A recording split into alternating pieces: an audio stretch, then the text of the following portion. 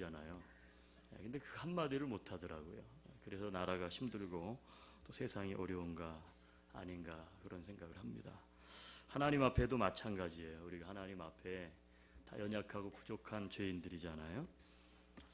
하나님 죄송합니다 하면 하나님이 다 덮어주시는데 그 한마디를 못해서 십자가의 은혜 가운데로 들어가지 못하는 성도들이 없게 되기를 주님의 이름으로 권면합니다. 오늘 말씀은 이번 주 수요 예배에 이어진 히스기야 왕 두 번째 이야기입니다. 우리 박 목사님이 히스기야의 전반부를 설교하셨는데 제가 먼저 설교를 준비해 놨어요. 근데 묘하게도 같은 주에 그래서 너무 좋겠다 싶습니다. 그래서 히스기야 왕을 통째로 우리가 전반부와 하반부를 이해할 수 있는 말씀이 오늘 이 시간이 되기를 원합니다. 여러분, 처음은 좋지만 나중이 좋지 않은 사람이 있습니다. 그렇죠? 처음에는 참 좋은데 이상하게 갈수록 안 좋은 사람, 끝이 안 좋은 사람이 있어요. 처음도 나중도 다 좋은 사람도 있습니다. 처음은 안 좋았는데 나중이 좋은 사람이 있습니다. 점점 어려워져요. 처음도 나중도 다 안 좋은 사람이 있습니다. 히스기야 왕은 어떤 사람일까요? 여러분은 어떤 사람인가요? 히스기야 왕의 인생 전체를 통해서 사순절 우리는 어떤 교훈을 얻을 수 있을지, 또 히스기야는 어떤 인생을 살았던 사람인지, 네 종류의 사람 인생관 중에 어디에 해당되는지 한번 해답을 찾는 시간 됐으면 좋겠어요. 여러분, 히스기야 왕은 누구입니까? 히스기야 왕은 우리가 잘 알고 있는 것처럼 남유다의 왕입니다. 남유다의 왕 중에서도 가장 칭찬을 하나님으로부터 많이 받았던 왕이 히스기야 왕입니다. 히스기야 왕의 업적은 참 대단히 훌륭하고 놀랍습니다. 주목할 만합니다. 그런데 자기의 아버지하고는 이 히스기야는 정반대였습니다. 아버지는 아주 우상을 숭배했고요, 아주 타락을 했어요. 그런데 그 아버지와 전혀 다른 인생을 산 게 누구냐? 이게 히스기야 왕이에요. 그는 우상을 타파하고 또 하나님의 성전을 다시 회복합니다. 그리고 종교개혁을 단행합니다. 당시에 가장 고대 근동지방의 가장 큰 나라였던 아수르가 북이스라엘을 멸망시키고 남유다를 침공했을 때 그 산헤립 왕의 협박과 온갖 모함에도 불구하고 믿음으로 하나님 앞에 기도하면서 항전을 하고 결국은 그 싸움에서 남유다를 지켜냈던 아주 훌륭한 왕입니다. 또한 그는 굉장히 지혜로웠습니다. 그래서 히스기야 터널 혹은 실로암 터널이라고 하는 기혼샘으로부터 예루살렘 성 안에 있는 실로암 연못으로 바위를 50m 아래에 있는 지하에 터널을 뚫어서, 그것도 550m의 터널을 뚫어서 적이 만약에 예루살렘 성을 포위하면 물이 없어서 항복할 수밖에 없는데 물을 안에서 먹을 수 있도록 은밀하게 그 터널 공사를 했는데, 이것이 오늘날도 굉장히 기이한 일 중에 하나죠. 어떻게 그 당시에 지하 50m 아래에 바위 틈 사이를 뚫어가지고 양쪽에서 뚫어서 그것도 550m를 뚫어서 이 공사를 해낼 수 있었을까? 알 수 없는 힘을 가진 왕이죠. 또 그렇게 아수르가 와서 괴롭히는데 그 사이에 블레셋을 또 공격을 해서 땅을 지경을 넓히기도 합니다. 그러나 우리가 히스기야 왕하면 이런 것들 외에 떠오르는 것이 있습니다. 그것이 뭐냐 하면 죽을 병에 걸렸는데 믿음의 기도로 극복해서 무려 15년을 더 살았다는 점이죠.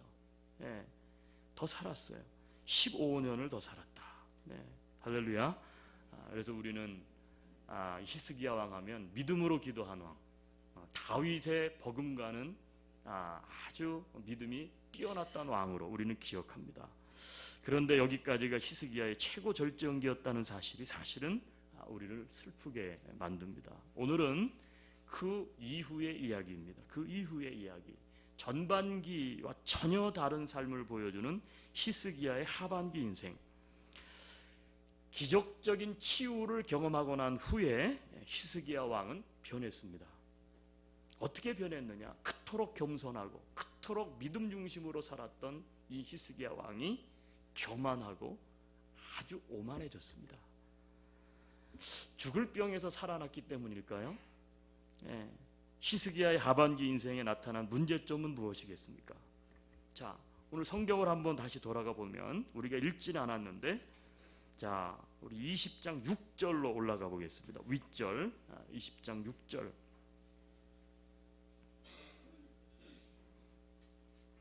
같이 한번 봅니다. 내가 내 날에 15년을 더할 것이며 내가 너와 이 성을 아수르 왕의 손에서 구원하고 내가 나를 위하고 또 내 종 다윗을 위함으로 이 성을 보호하리라 하셨다 하라. 죽을 병에 걸렸어요. 이사야 선지자에게 히스기야 왕이 나아갑니다. 히스기야가 하나님 앞에 기도하고 엎드렸더니 하나님이 다시 네가 죽을 것이다 정령 그랬는데 이사야 선지자를 통해서 지금 이 6절 말씀을 주십니다. 살아날 거다. 15년을 더 살 거다. 그리고 아수르 왕이 계속해서 너를 지금 넘보고 있는데 그 손에서 내가 구원할 거다. 그리고 이 예루살렘 성을 내가 보호할 것이다. 남유다를 보호하신다는 얘기예요. 놀랍죠? 누구의 기도로 말미암아 이렇게 됐습니까? 히스기야의 믿음의 기도로 이런 놀라운 기적을 어떻게 보면 체험한 거예요. 거기서 놀라움은 끝나지 않습니다. 자, 11절로 가보시면 이 히스기야가 하나님 앞에 아주 당돌하게 묻습니다. 그래요? 내가 이 죽을 병에서 살아납니까? 그리고 이 아수르가 우리나라를 다시는 넘보지 못합니까? 그러면 징표를 주십시오. 증거를 보여달라는 거예요. 자, 그때 징표가 무엇이었어? 몇 절입니까? 11절 같이 한번 읽겠습니다. 선지자 이사야가 여호와께 간구하며 아하스의 해식에 의해 나아갔던 해 그림자를 10도 뒤로 물러가게 하셨더라. 지금도 많은 과학자들이, 천문학자들이 성경은 허구다라고 주장하는 많은 요소 가운데 하나가 이 아하스의 해시계가, 즉 해가 뒤로 10도 물러간 점이에요. 이걸 어떻게 해석해야 될까? 이건 전무후무한 역사죠. 예수님이 십자가에 달려서 운명하셨을 때 날이 어두워지고 세상이 캄캄하게 잠시 동안 그렇게 됐던 적은 있어요. 그리고 지진이 일어나고 땅이 흔들리면서. 근데 이거는 예수님보다 더한 거 아닙니까? 그때보다 해가 다시 10도 뒤로 물러갔다. 시간이 거꾸로 갔다는 얘기잖아요. 이게 어떻게 가능할까? 글쎄요. 여러분, 그 얘기는 우리가 좀 볼 필요가 있는데, 이게 아하스의 해식에 의해 나아갔던 해 그림자를 10도 뒤로 물러가게 하셨더라. 이 아하스는 히스기야의 아버지예요. 근데 이 아버지 때 해시계를 만들었나 봐요. 근데 이 아하스의 해시계를 보면 어떻게 계단식으로 돼 있답니다. 계단식으로. 그래서 해가 그림자를 비춰서 어느 계단에 머물면 지금 이제 어느 때가 됐다, 사계절이. 그리고 몇 시쯤 됐다, 이렇게 측정을 한다는 거예요. 10도 정도 되면 한 계단 정도 뒤로 물러갔을 것이다, 그림자가. 그렇게 이야기해요. 그리고 사람들은, 성서학자들은 이 부분을 어떻게 해석하느냐 하면, 아하스는 하나님을 떠난 왕이에요. 그래서 하나님께서 심판을 하겠다. 이 남유다를, 아수르를 심판의 도구로 사용해서. 근데 그게 뒤로 물러갔다는 얘기는 히스기야의 믿음을 통해서 하나님께서 심판을 아하스 때 끝났어야 되는데, 아수르에 의해서, 북이스라엘처럼. 그래서 이 히스기야 왕의 그 믿음과 그의 어떤 하나님을 향한 뜨거운 열정을 보고 하나님께서 그 심판을 뒤로 다시 좀 유보시켰다. 그거를 증거로 보여준 것이 이 아하스의 해식에 의해 나아갔던 해그림자를 10도 물러나게 하신 것이다. 이렇게 해석하는 게 우리 복음주의 입장입니다. 하여간 중요한 것은 무엇입니까? 놀랍다는 거예요. 놀랍다. 어떻게 이런 일들이 일어날 수 있을까? 여러분, 얼마나 놀라운 히스기야의 믿음입니까? 얼마나 은혜로운 하나님입니까? 누구도 체험해보지 못한 하나님의 놀라운 은혜와 긍휼을 히스기야 그는 덧입었어요. 그거는 분명해요, 그의 인생 가운데. 그런데 그 이후에 어떤 일이 벌어졌습니까? 그는 변했어요. 어떻게 변했느냐? 아주 교만해졌어요. 우리가 이 히스기야 왕을 보려면, 특히 남유다 왕들을 보려면 성경을 세 군데를 찾아야 돼요. 오늘 성경 본문 열왕기 하 20장에 나오고요. 또 한 군데 나오는 게 역대 상하가 남유다 왕들에 대한 이야기이기 때문에 역대하 32장에 보면 거기에도 히스기야 왕이 나오고요. 또 지금 이 히스기야 왕에게 와서 하나님의 말씀을 전하고 권면하는 선지자가 누굽니까? 이사야예요. 그래서 이사야서에 보면 똑같이 이사야 39장에 가보면 이 히스기야 왕 얘기가 나와요. 근데 열왕기하에 없는 부분들이 이 두 군데 보충해서 나와요. 자, 그래서 우리가 한 군데를 좀 더 찾았으면 좋겠는데, 자, 역대하 먼저 32장 24절과 25절을 한번 찾겠습니다. 역대하 32장 24절 25절.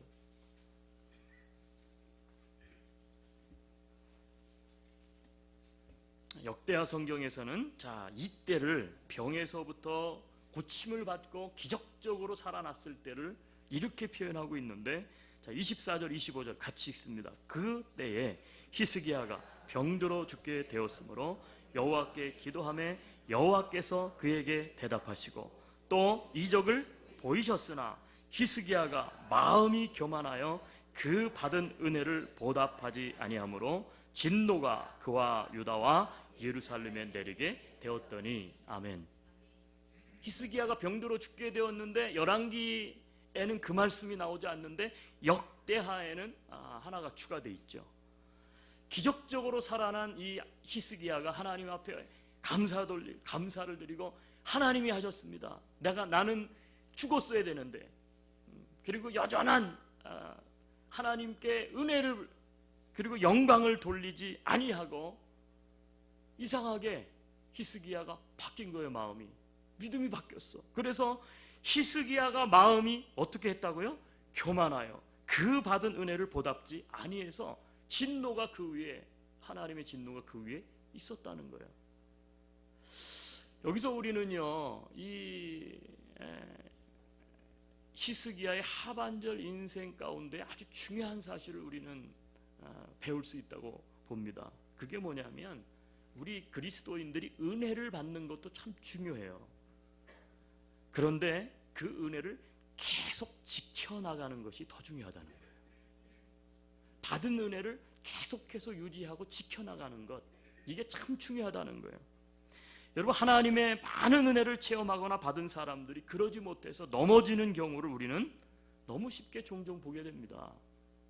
남들보다 더 가진 것, 남들보다 더 배운 것, 남들보다 더 건강한 것, 더 똑똑한 것, 남들보다 심지어 성격이 더 좋은 것, 더 잘생기고 더 예쁘고 더 좋은 은사를 가진 것, 더 깊은 신앙의 체험을 가진 것, 교회를 더 열심히 봉사한 것, 사람들을 더 섬긴 것, 더 하나님의 복을 받은 것은 분명히 좋은 거예요. 나쁜 거 아니에요. 그런데 문제는 뭐냐면 그것으로 인해서 우리가, 내 자신이 교만해질 수 있음을 우리는 경계해야 돼요. 그게 우리의 교만이 될 수 있다는 거예요. 하나님으로부터 기적적인 체험을 한 것이 교만이 될 수 있어요. 아스루 왕으로부터 나라를 구원해낸 것이 히스기야의 교만이 되었다는 거예요. 죽을 병에서 살아난 것이 히스기야의 교만이 됐다는 거죠. 여러분, 성공한 것보다 그래서 중요한 것은 성공한 후가 더 중요합니다. 성공하는 것도 얼마나 어려워요. 근데 정말 중요한 거는 성공하고 난 다음이, 그게 참 중요하다는 거예요. 은혜를 받는 것보다 은혜를 받은 후가 더 중요하다는 말이에요. 그래서 이런 말이 있어요. 한번 따라해 주세요. 진정한 성공자는 후에도 성공한 자다. 무슨 말입니까? 진짜 성공자는 성공한 후에도, 그 뒤에도 여전히 성공자로 남아있는 자가, 그게 진짜 성공한 사람이라는 거예요. 그래서 사도 바울은 고린도전서 10장 12절에 우리에게 아주 중요한 말씀을 던져줍니다. 뭐라고 하셨습니까? 그런즉 선줄로 생각하는 자는 넘어질까 조심하라. 선줄로 생각하는 자는 넘어질까 조심하라. 예, 요즘 길이 굉장히 미끄럽죠. 예, 언제 넘어질지 몰라요. 그래서 아이 뭐 이 정도쯤이야 그리고 뛰어가시다가는 크게 넘어지는 일이 있어요. 조심해야 돼. 끝까지 조심해야 돼요. 예. 바보 영구가 시골 할머니 집에 갔습니다. 캄캄한 밤에 배가 아파서 화장실을 가게 됐대요. 재래식이라 잘 보이지도 않고 그래가지고 이제 조심조심 이렇게 화장실에 들어갔는데 그만 발을 헛디뎌서 화장실에 빠지게 됐습니다. 그래도 다행히 두 팔을 벌린 탓에 똥물에는 빠지지 않았어요. 순간 너무 놀랬지만 야, 내가 이렇게 민첩할 수 있나? 야, 이 순간에 내가 어떻게 팔을 벌렸지? 너무 자랑스럽고 대견스러웠어요. 그때 늘 할머니가 해주신 말씀이 떠올랐습니다. 영구야, 감사한 일이 생기면 꼭 반드시 하나님께 감사하거래. 영구는 자랑스러운 마음으로 기도하기 위해 두 손을 모았습니다. 그 뒤로 어떤 일이 일어났을까요? 풍덩. 여러분 뭐 한 번쯤은 들었던 영구 시리즈. 근데 보니까 아주 유치하잖아요, 영구가. 그때 기도하면 되겠어요? 그렇잖아요. 그때 기도하면 안 되죠. 그럼 녹물에 빠지는데. 아주 유치하잖아요, 영구가. 근데 왜 두 손을 모았습니까? 내가 이렇게 민첩할 수 있어? 너무 대견스러운 거예요. 여러분, 유치한 영구의 행동 같지만 사실 우리가 웃지만 가만히 생각해보면 우리가 하나님 앞에서요 전부 영구 같아요. 전부. 분명히 이렇게 하면 안 돼. 근데 어떻게 돼요? 교만해진다고요. 분명히 그렇게 하면 안 되는데 알면서도 교만해져요. 허세를 떨고. 여러분, 그렇게 신앙생활할 때가 얼마나 많은지 몰라요. 그래서 오늘 이 히스기야의 하반절 인생 가운데 하나님께서 우리에게 들려주시는 레슨은 뭐냐면, 교훈은 은혜를 계속 지켜야 한다는 거예요. 그래서 히스기야가 은혜를 많이 받았지만 정말 끝까지 이 은혜를 지켰다면 얼마나 아름다웠겠습니까? 여러분 한번 보세요. 신앙생활을 너무 잘하고 아름답게 섬겼던 사람들이 인생 하반기에 가가지고 어떻게 돼요? 넘어지고 교만하고 심지어는 이단으로 빠지고, 그런 현상들을 우리는 너무나 자주 보게 돼요. 이건 아주 심각한 문제라고 저는 생각합니다. 자, 그 다음에 어떻게 됐습니까? 자, 히스기야가 이제 살아났습니다. 자, 이 소식을 누가 들었느냐? 아수르의 적국이었던 바벨론이라는 그 당시에 이제 아수르가 더 강력했죠. 계속해서 오늘날 이라크 땅에 보면 이제 두 개의 강이, 유프라데스 강, 티그리스 강이 흘러가지만 상류 지역에 있는 것이 니느웨, 우리 요나가 선교했던 그 지역 중심으로 제국을 형성했던 게 이제 아수르예요. 우리 일반 역사는 아시리아 제국. 근데 맨 밑에 하구, 그쵸? 하구, 바다와 가까운 쪽, 아브라함이 어떻게 보면 떠났던 갈대 우르가 있던 지역을 중심으로 해서 또 다른 나라가 형성됐는데, 그게 바빌로니아. 일반 역사에는, 우리 성경에는 바벨론 이렇게 기록되고 있어요. 바벨론 제국이에요. 아수르가 너무 힘이 강력해가지고 북이스라엘을 멸망시켰어요. 자, 그런데 이 바벨론이 아수르하고는, 저 아수르를 어떻게든지 간에 하여튼 무너뜨리고 싶은데 힘이 아직 닿지 않는 거예요. 근데 남유다 왕이, 아수르 왕이 쳐들어왔는데 이제 예루살렘을 지켜냈잖아요. 근데 또 병이 들었잖아요. 근데 또 기적적으로 살아났잖아요. 이게 이 바벨론 왕이 저 아수르를 물리치려면 이 남유다하고 우리가 연합을 잘하면 가능하겠다. 그래가지고는 사신을 딱 보냈어요. 축하한다. 아이고, 어떻게 그렇게 죽을 병에서 살아났고, 어떻게 이렇게 아수르 왕 왔는데 그렇게 예루살렘을 지켜낼 수 있었느냐. 그러니까 히스기야가요 그때 아주 그냥 너무너무 뿌듯한 거예요. 바벨론보다 남유다 비교해보면 남유다는 콩딱 있지, 아무것도 아닌 나라인데 바벨론 왕이 친히 사신까지 보냈지, 자기 살아난 것에 대해서 축하하지. 야, 그러니까 마음이 어떻게 됐어요? 와, 너무너무 좋은 거예요. 그래가지고는 보여달라고 하지도 않았는데 지가 스스로 어떻게 돼요? 왕궁의 모든 보물들 다 보여줬어. 근데 또 뭐까지 보여줬다 그래요? 무기고까지 다 보여줬다는 거예요. 무기고까지. 지나친 행동이죠. 자, 이 소식을 누가 듣습니까? 이사야 선지자가 듣습니다. 오늘 본문의 15절이죠. 자, 15절 한번 보죠.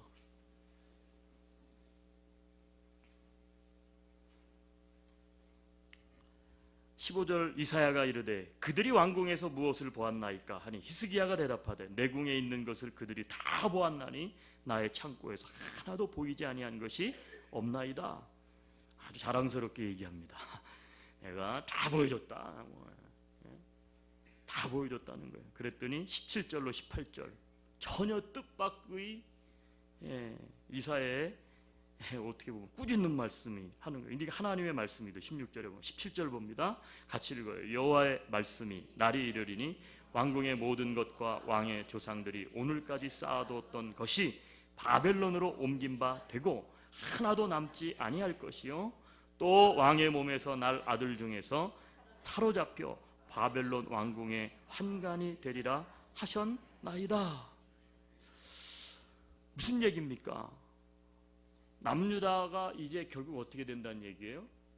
아수르에 의해서 멸망하는 게 아니고 나에게 화친을 하고 나에게 사신을 보냈던 바벨론이 네가 생각하지 않았던 전혀 다른 적이 되어서 너를 멸망시킬 거다. 그렇게 이야기해요. 여러분, 왜 히스기야가 지혜롭지 못한 행동을 했을까요?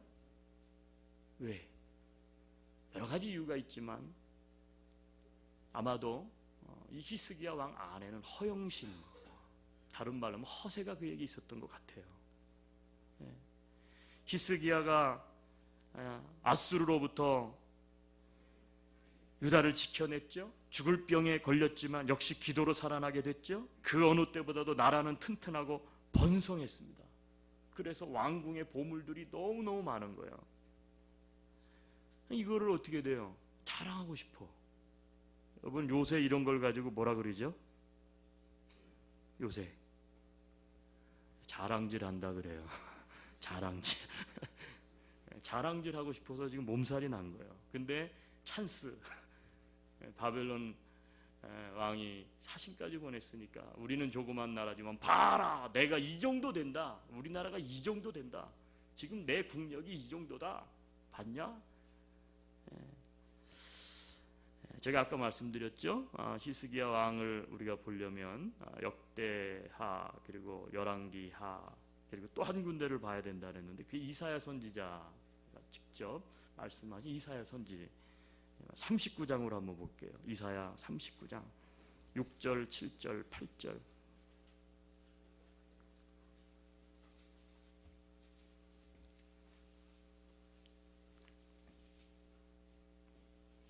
오늘 본문 뒷부분과도 연관이 되고 같이 중첩되는 부분이 있는데, 자, 이사야 선지자가 직접 그 자리에 있었기 때문에 어떻게 말씀하고 있는가를 한번 봅니다. 6절, 7절, 8절 이거 같이 한번 읽어요. 보라, 날이 이르리니 모든 소유와 내 조상들이 오늘까지 쌓아 모두 바벨론으로 옮긴 바 되고 남을 것이 없으리라. 여호와의 말이니라. 또 내게서 태어날 자손 중에서 몇이 사로잡혀 바벨론 왕궁의 환관이 되리라 하셨나이다 하니 히스기야가 이사야에게 이르되 당신이 이른바 여호와의 말씀이 좋소이다 하고 또 이르되 내 생전에는 평안과 견고함이 있으리로다. 여러분, 바벨론은 유다의 적국입니다. 적이에요, 적. 그런데 일순간의 허영심과 교만에 빠져있던 히스기야는 보여주어서는 안 될 너무 귀중한 것들을 그것도 자원해서 그들에게 보여주게 됩니다.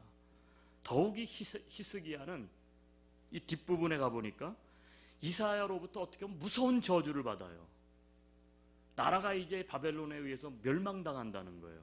여러분, 실제로 이 일은 일어났죠. 북이스라엘은 아수르 왕에 의해서 멸망했지만 남유다는 나중에 바벨론 제국이 아수르를 멸망시킵니다.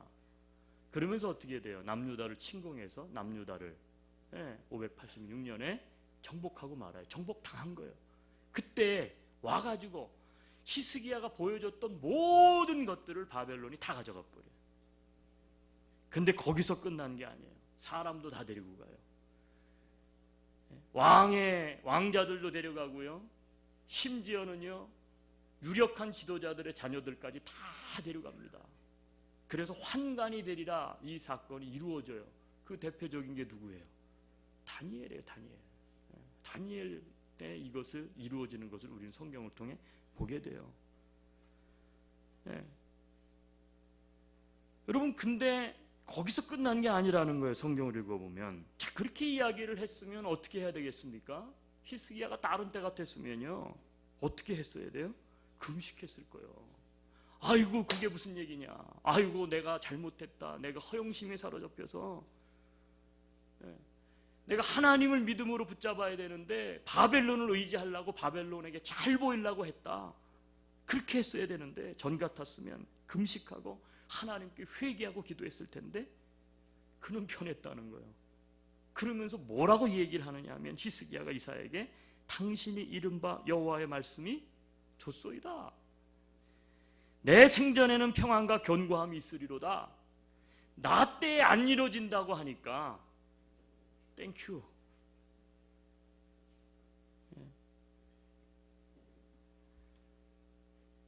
여러분, 이게 어처구니 없는 반응 아닙니까? 이걸 통해서 우리는 발견하게 됩니다. 아, 히스기야가 변해도 너무 어처구니 없이 변했구나. 그는 하나님을 붙잡고 회개하고 했던, 어떻게 보면 믿음과 거룩함에서 지금 떠났다는 거예요. 전과 같지 않다는 거예요. 회개하지도 않고 자기의 행동에 대해서 하나님을 붙잡지도 않고 훗날 아수르를 물리친 바벨론이 남유다를 침공해가지고 모든 걸 다 가져가게 되죠. 여러분, 여기서 우리는 아주 중요한 두 번째 교훈을 얻게 됩니다. 믿음과 거룩함을 끝까지 그리스도인들은 지켜야 된다는 거예요. 믿음을 지켜야 돼요. 믿음을.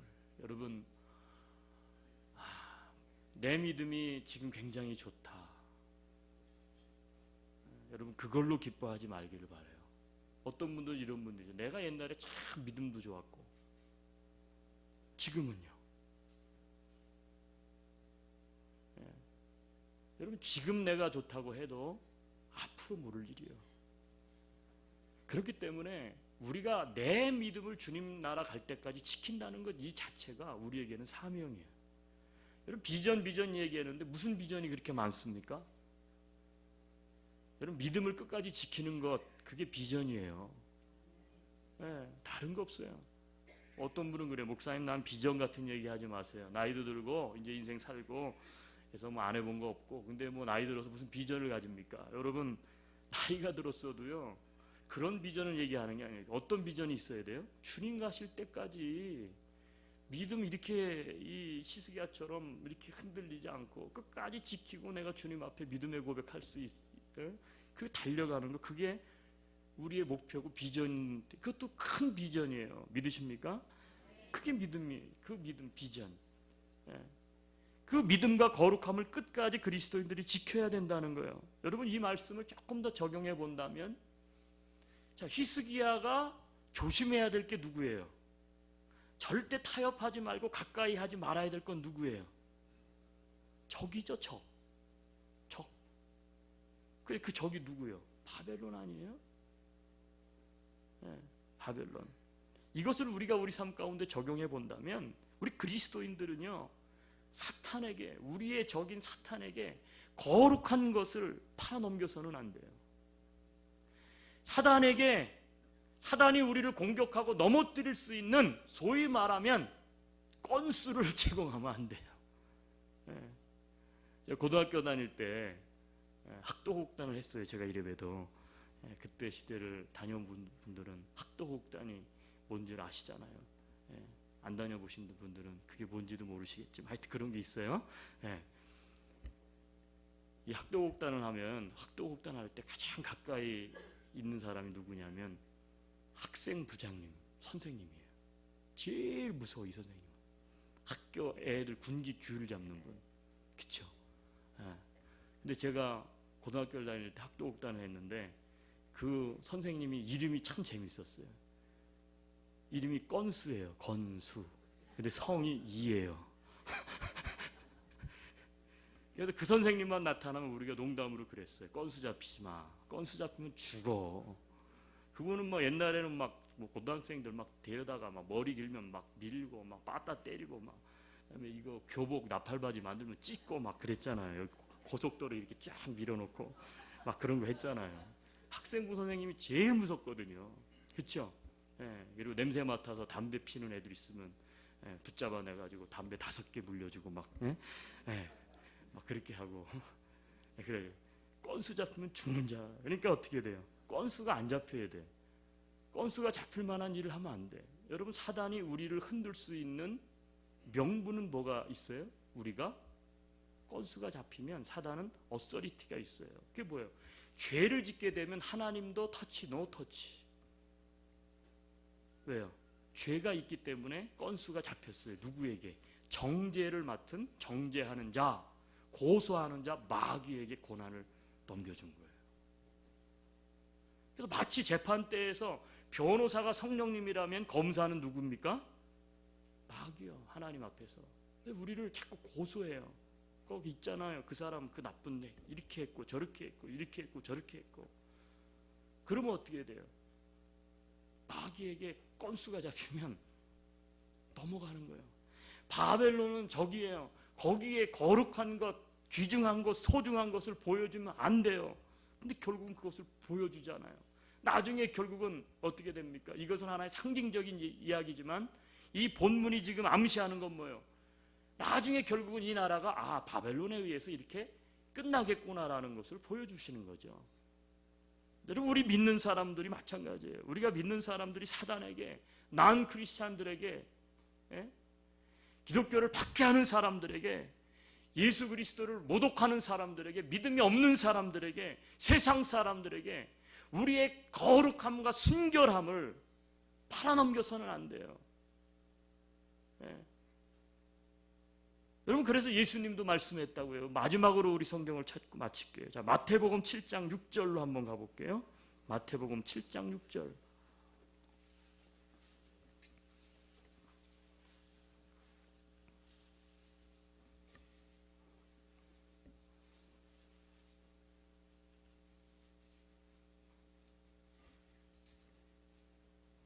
같이 한번 읽습니다. 시작.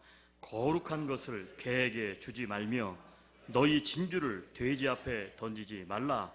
그들이 그것을 발로 밟고 돌이켜 너희를 찢어 상하게 할까 염려하라. 이거 무서운 말이죠.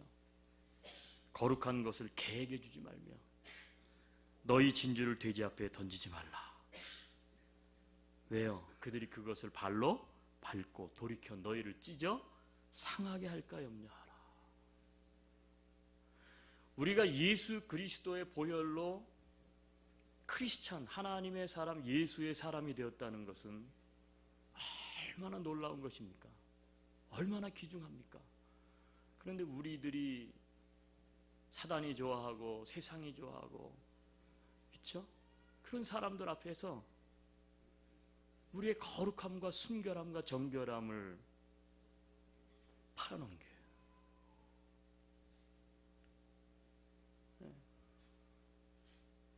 그래서 그 예수 믿는 사람도 아주 못 쓰겠어. 그 사람 거 보니까 예수 믿는다는데, 그 사람이 예수 믿는 사람이 그래? 그 교회 다니는 사람들 아주 못 되겠어. 어떻게 교회 다니는 사람들이 그렇지?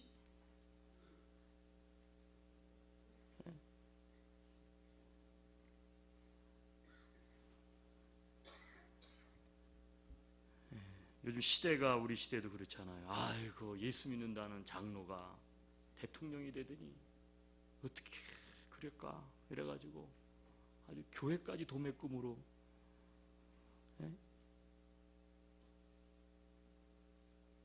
그 사람을 우리가 손가락질 할 수 있을까요? 사실 이게 그 사람만의 문제입니까? 우리 그리스도인들의 전체 삶의 문제지. 여러분, 히스기야는 처음에는 좋았지만 나중에는 좋지 않은 인생을 살았습니다. 히스기야 왕이 병 고침받고 15년을 더 살았다는 것이 중요한 게 아닙니다. 어떻게 15년을 사느냐, 그게 더 중요하다는 거예요. 우리에게 하나님의 은혜를 받는다, 내가 더 가졌다, 내가 성공했다, 물론 중요해요. 필요합니다.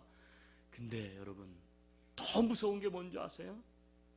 더 가진 사람의 타락이에요.